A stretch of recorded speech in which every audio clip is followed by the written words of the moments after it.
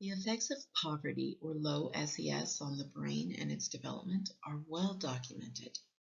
By age 3, children from higher SES backgrounds have heard 30 million more words than children from lower SES.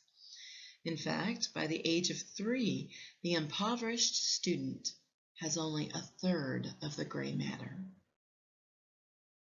Further studies show that MRI tracks an increasing surface area available in children as the income level grows. But today, we are going to focus specifically on the perisylvian region of the brain, the area that is responsible for communication, comprehension, understanding, and triggers memory centers. And we are going to touch on the impulse control centers of the brain, the hippocampus, the amygdala, and prefrontal cortex, which also show measurable growth differences in SES students. I think we can all agree that impulse control affects learning in our classroom as well. In fact, by the age of 5, the low SES student is measurably 15 months behind the national average. And by high school, that disparity has grown to 5 years. 5 years! The difference between a high school brain and a 4th or 5th grade brain. And they walk through your door. By the time they get to you, they are often disillusioned, apathetic, and have low self-efficacy. It doesn't matter. Somehow you have to get them ready for the STAR test. No, you have to get them ready for life, for colleges, careers, families, voting. Wait, you can only do what you can do. But can't we do more? Beyond our basic literacy goals, we are going to view this initiative as a way to use our strategies to build other foundational knowledge commonly missing in our low SES students. We touched on the impulse control centers of the low SES earlier.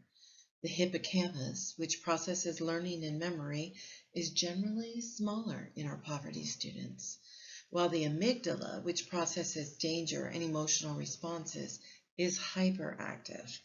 That means that your students' problems with learning, staying focused, and even behavior are oftentimes triggered by innate things that they don't understand, disabilities that are not visible and often not dealt with. As I dug deeper into my students' needs, I discovered some commonalities. In primary grades, most of them had moved numerous times, which is common in low SES populations, but also adds to their missing basic building block instruction.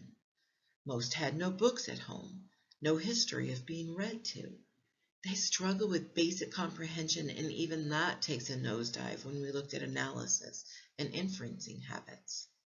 However, when I discovered the issues with brain development, the pieces of my puzzle started to fall into place.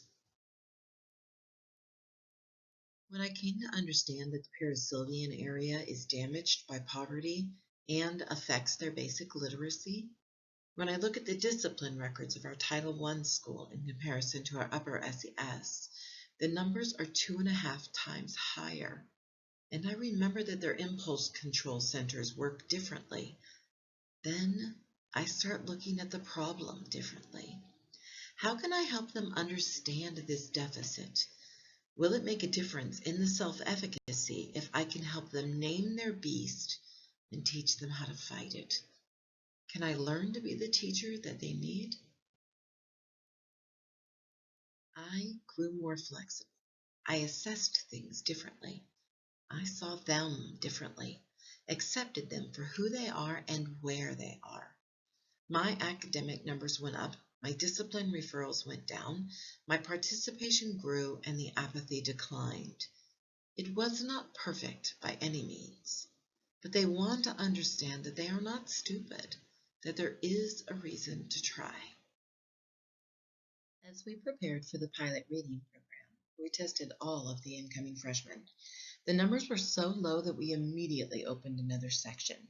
Even then, we limited the support students to those that were not receiving additional support via ESL or SPED classes, and still had to cut the literacy numbers to anyone below 6th grade level. However, with the focused strategies and extra support, an average of 35% of our students increased a grade level before the fall Common Assessment. So, we are supporting the students 5th grade and below. That means that in your classes, you have students that are only a couple of years from being on level that are getting no additional support. We would like to explore the idea of giving them that support through you. Our English teachers, math teachers, history teachers, fine arts teachers, and even our coaches. This is a campus-wide initiative because literacy does not belong in the English classes. Our students need all of us. You are all being invited to join us as we begin our action research plan to bridge the gaps that are holding our students down. We will be looking at how we can identify foundational literacy gaps. What strategies can we implement to correct these issues? And how can administrators best support student and faculty growth in a poverty population? So part of our research will be looking for materials that will both fit our skill needs and introduce life skills and metacognition. Come equipped with your best ideas. Nothing is too odd. This is our chance to get out of our comfort zone and make a difference. If these students do not find someone that can help them rebuild, we can make room for their children as we watch the perpetuation of generational poverty replay itself in our classrooms. They deserve better from us. Surely we can do something.